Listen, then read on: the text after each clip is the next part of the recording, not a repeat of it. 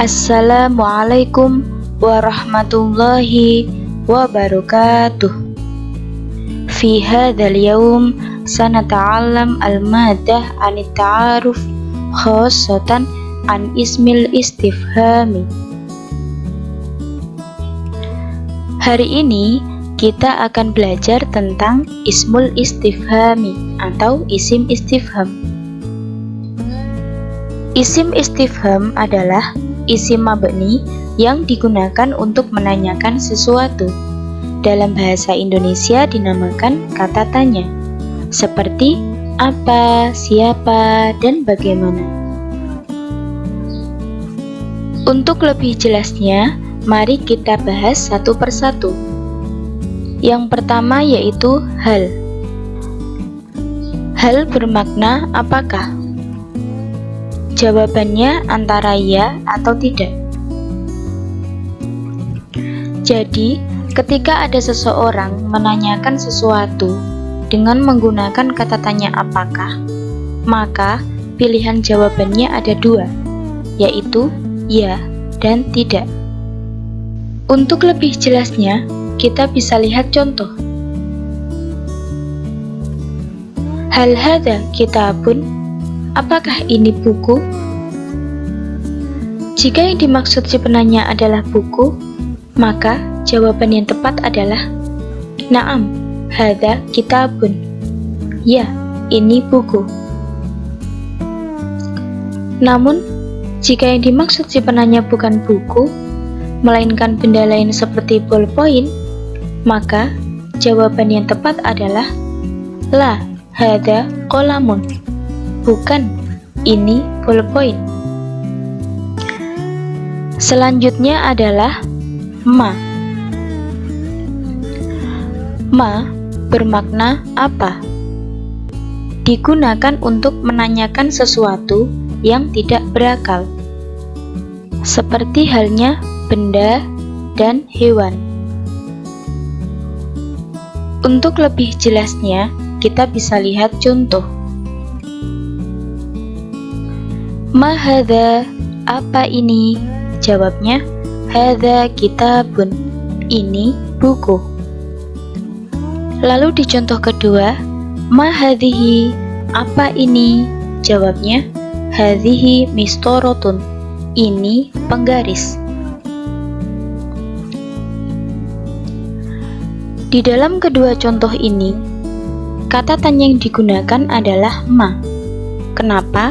Karena yang dimaksud adalah benda, yaitu kitabun yang artinya buku dan mistorotun yang artinya penggaris.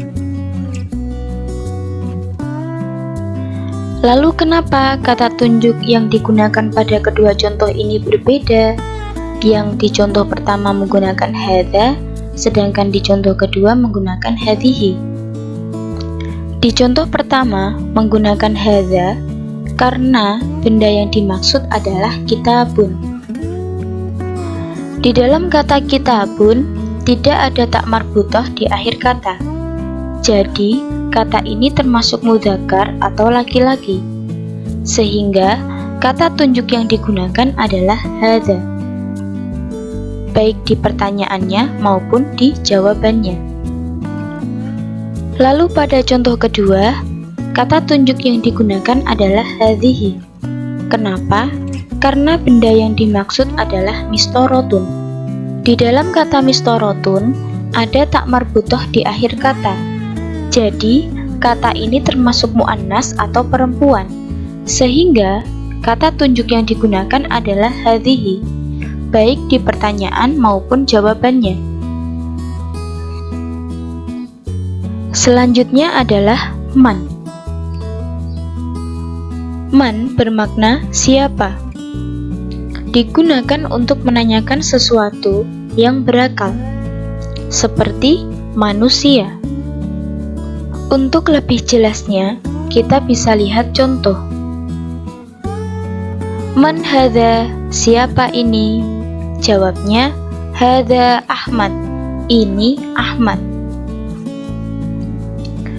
Lalu di contoh kedua, man hadhihi, siapa ini? Jawabnya, hadhihi Aisyah, ini Aisyah. Di dalam kedua contoh ini, kata tanya yang digunakan adalah man. Kenapa? Karena yang dimaksud adalah seseorang atau manusia, yaitu Ahmad dan Aisyah. Lalu kenapa kata tunjuk yang digunakan pada kedua contoh ini berbeda? Yang di contoh pertama menggunakan hadza, sedangkan di contoh kedua menggunakan hadhihi. Di contoh pertama, kata tunjuk yang digunakan adalah hadza. Kenapa? Karena yang ditanyakan adalah Ahmad. Ahmad adalah mudzakkar atau laki-laki, sehingga kata tunjuk yang digunakan adalah hadza, baik yang di pertanyaan maupun jawabannya. Di contoh kedua, kata tunjuk yang digunakan adalah hadhihi. Kenapa? Karena yang ditanyakan adalah Aisyah. Aisyah adalah muannas atau perempuan, sehingga kata tunjuk yang digunakan adalah hadhihi, baik di pertanyaan maupun jawabannya. Selanjutnya yaitu catatan. Catatan ini merupakan catatan untuk kata tanya ma dan man. Untuk lebih jelasnya, mari kita baca bersama-sama. Untuk pertanyaan siapa namamu, kata tanya yang dipakai adalah ma, bukan man. Hal ini disebabkan yang ditanya adalah namanya, bukan orangnya. Dan nama termasuk sesuatu yang tidak berakal, sehingga bentuk kalimatnya adalah masmuka, bukan man ismuka. Hal ini akan menjadi lain ketika kita memasuki struktur bahasa Indonesia. Ketika kita berkenalan dengan seseorang dan ingin menanyakan namanya, maka kata tanya yang kita gunakan adalah siapa namamu. Barangkali kebiasaan inilah yang menjadikan kita bertanya-tanya, mengapa yang dipakai untuk menanyakan nama dalam bahasa Arab adalah ma, bukan man. Jadi jelas nggih, ketika kita ingin menanyakan nama seseorang dengan menggunakan bahasa Arab, maka kata tanya yang kita gunakan adalah ma, bukan man. Hal ini disebabkan yang kita tanyakan adalah namanya, bukan orangnya.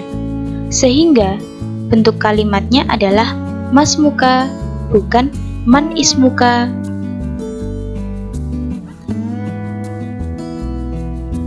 Selanjutnya adalah kaifa.